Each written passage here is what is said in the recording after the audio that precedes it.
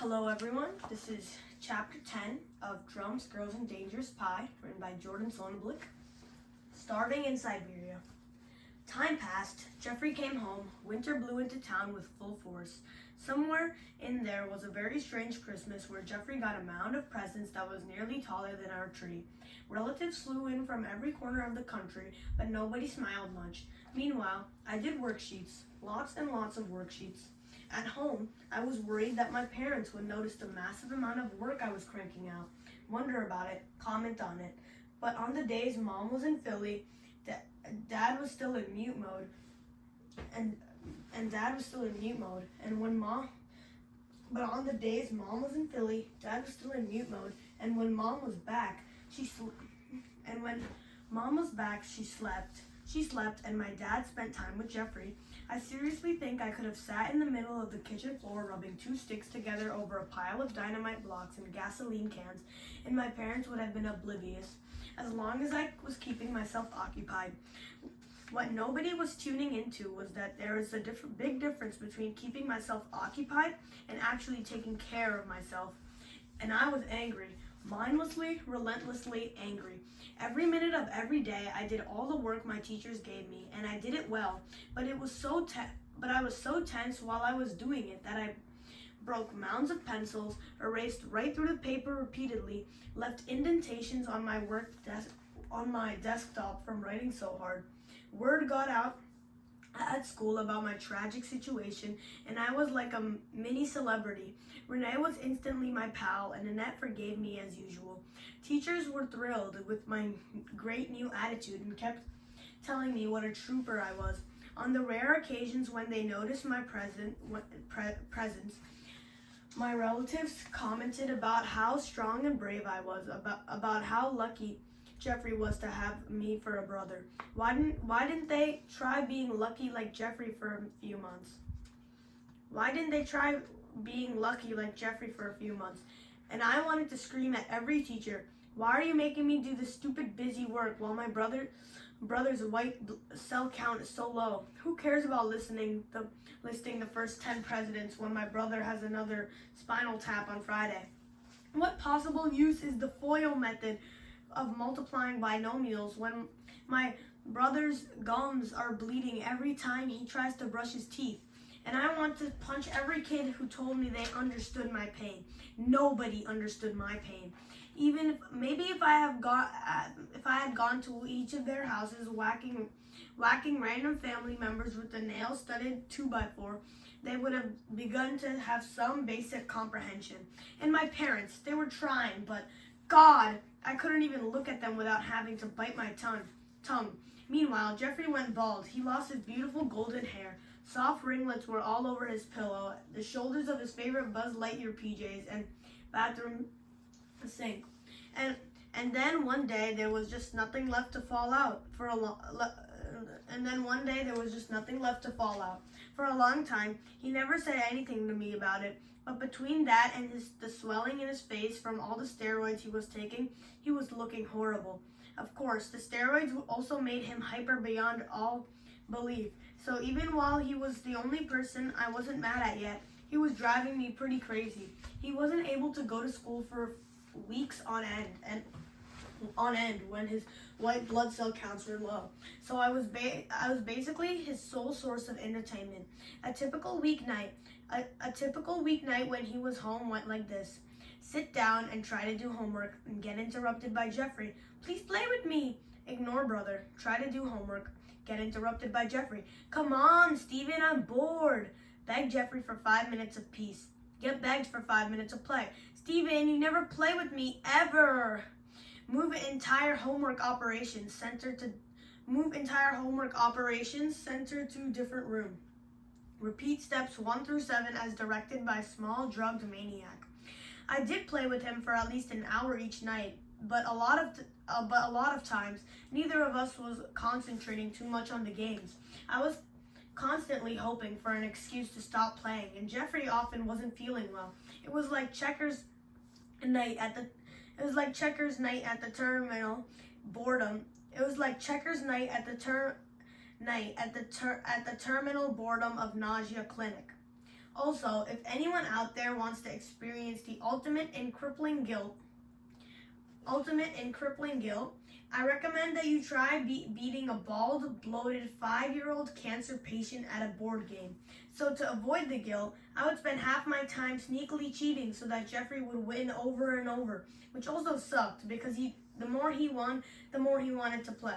There's another thing for which I feel guilty forever. Jeffrey was driving me so nuts with his need for attention that I was often relieved when he went back to the hospital. I mean, I needed the time off from him so I could catch up on schoolwork, but how hideous was that?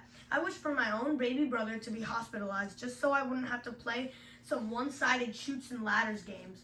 I had a moment of triumph in January when I finally handed in my last overdue worksheet. I wrote about it in English class and even read the journal out loud. Here's the conclusion of the day's entry.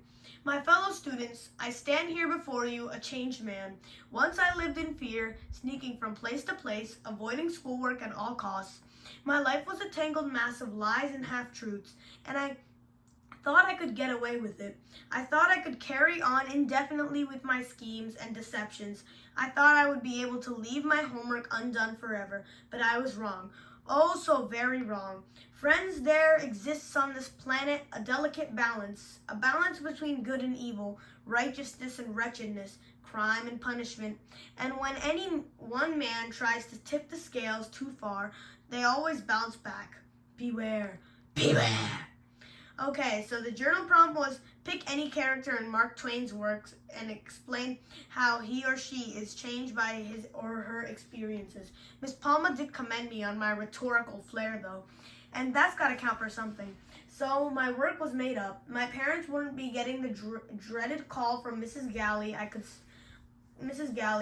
stay in All City, and it looked as though my school worries were over.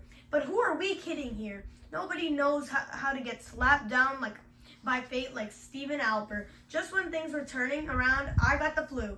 Big whoop, right? Sweet, a little barf, a little lie in bed watching videos for a few days while the parents wait on you hand and foot. Not a bad deal overall. However, if you have a brother with leukemia who needs to avoid exposure to viruses, you can't be in the same house as your parents when you have the flu.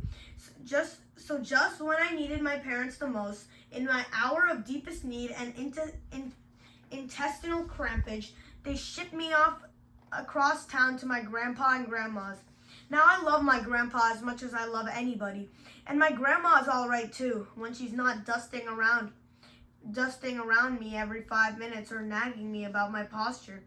But their house is, to put it mildly, primitive. Do they have a VCR? No. DVD? DVD player? Nope. CD player? Negatory. Computer? No. PlayStation? Nope. PlayStation? Nope. It was like my parents had sent their diseased eldest child to Siberia. I spent a total of 8 days I don't have an answer for that.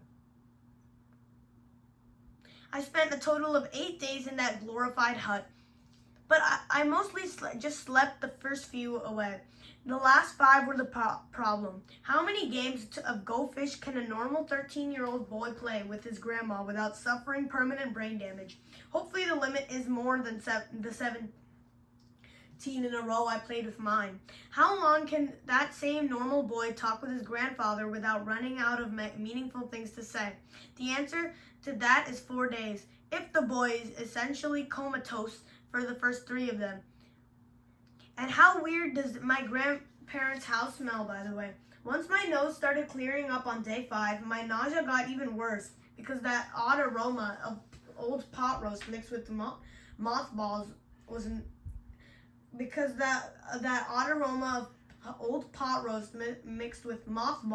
was nobody's idea of a stomach soother. Speaking of pot roast, I had spent the 3 months before this involuntary visit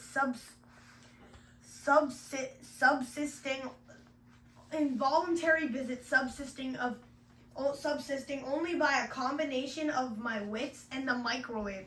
You think that this week of having actual food prepared by a human cook would have been a welcome change. However, despite the lingering meat fumes, my grandma never fed me anything other than bananas, rice, applesauce, and toast in consideration of my illness. Grrr. It got so bad that I actually spent hours lying on the couch watching Grandma knit, plotting ways to sneak into the kitchen and steal some meat. How pathetic is that? A week with the grandparents, and I was desperate enough to contemplate the vile crime of beef felony. Another few days, and I would have probably gotten scurvy or goiter or something. There were some good things about that week, though. Lack of school attendance comes to mind as the biggest treat. Although I was worried about having more makeup work to do and about failing my finals, I got lots of phone calls from my mom and Jeffrey, and they even dropped stuff off in my grandparents' mailbox for me. The nicest one was a present from Jeffrey with a note my mom must have told him how to spell. Dear Stephen, I'm sorry you are so sick. I sent Matt Medic to help you get better. When he gives you a magic flu blaster shot, make sure you think strong, no flu thoughts. Dr. Perot said that's important. Also, Mommy told Daddy you sound like you're about to die. If you promise you will get better instead of dying, I promise I will too. Your pal, Jeffrey Alper. Good thing he put his last name on there, huh? I also got some surprise phone calls. I guess my parents were giving everyone my grandparents' number in the hopes that they would all call and save me from a slow, agonizing death by malnutrition and gin rummy. Annette called me twice. A couple of the guys from school left messages, and Mr. Watrous and Miss Palma each called once. It was exceptionally strange talking on the phone with teachers. I mean, I was lying there in ratty sweatpants amid a vast sea of soggy tissues. It couldn't have been a pretty mental picture. Mr. Watrous asked me whether I was practicing, and I told him I was practicing my tissue basketball skills. Then I got all embarrassed. I mean, I know teachers are people, or at least most of them are, but you don't usually talk with them like you talk with everybody else. Still, any call that got me away from watching All in the Family and Golden Girls with Grandma for the third straight evening was an A-OK call in my book. By the end of the week, I was still kind of hurt by the fact that I had been exiled. I mean, I knew exactly why it had to happen, but it still gets to you when your brother is all cozied up at home with both parents and you're stuck sucking down applesauce with the mahjong crowd way across town. I wanted attention from the parents, and I wanted it big time. Also, I was having these bizarre dreams about hunting down wild game with my bare hands. I had to get back into a diet with some protein and fast. So that Sunday, I bade farewell to my grandma and got into the huge cruise ship that is Grandpa's car for the ride back to my actual life. But silly me, I was forgetting that I didn't have an actual life. Thus, when I got home, the banners, flags, and tumbling cheerleaders that should have been lining the curb to celebrate my return were notably absent. In fact, my parents and Jeffrey weren't even home. I got the ritual-crushing handshake from Grandpa. See you soon, muscles. I let myself in and staggered into the kitchen so I could consume heaping quantities of life-saving meats and cheeses. Or, in the case of our barren wasteland of a refrigerator, 3/4 of a thing of yogurt and half of a microwave bean burrito. Then I booted up the computer so I could see how many people had emailed to check whether I was okay. I had 17 new messages, which looked promising, but 11 were just spam, which would have been great if I had been seeking a cheaper mortgage or a way to lose that weight fast. I was looking for a bit human contact and sympathy at the moment, so I went right to the 6 that were from actual people I knew. And they all said basically the same thing. Oh my God, you've been absent for 2 or 3 or 4 days. And you're never absent. Is Jeffrey all right? He's in my prayers. We all miss you. In case my friends' grammar and punctuation weren't upsetting enough, the fact that nobody thought there might be a problem with me was enough to blacken my mood pretty thoroughly. I stormed over to the couch and called the one person who gradually, without my even noticing it, became my confidant, Annette. Hey, I'm home. That's great. Are you all better? We really missed you in jazz band this week, and every teacher asked me about you, and some girl was pretty curious about where you were too. Who? Oh, somebody. Annette, I'm not in the mood to be tortured right now. Who? Would you just tell me, please? I'm not sure about this, Stephen. Your heart might not survive the strain of this if you're not fully recovered. Annette? Okay, I'll give you a hint. She wears very tight shirts, and you drool over her like a deranged monkey boy. What? What are you talking about? I don't drool over Renee like a deranged anything. But you know who I meant right away, didn't you? On the one hand, Renee continued to show remarkable, if sudden, interest in me. On the other hand, grrr, what was Annette's problem? We talked for a while more until she got called to dinner, veal parm. Evidently, there still existed an abundance of animal-based food if one knew where to find it.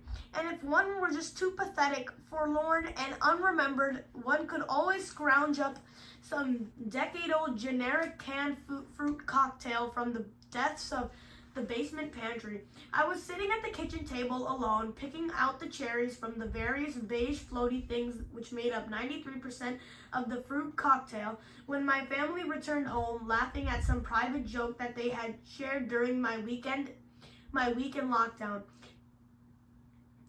Jeffrey looked at my parents for approval, and when my mom nodded, he launched himself into my lap. I thought I'd never see you again. Why? I just had the flu. But Mommy said you were, I know, dying, but I wasn't dying at all, and now I'm fine.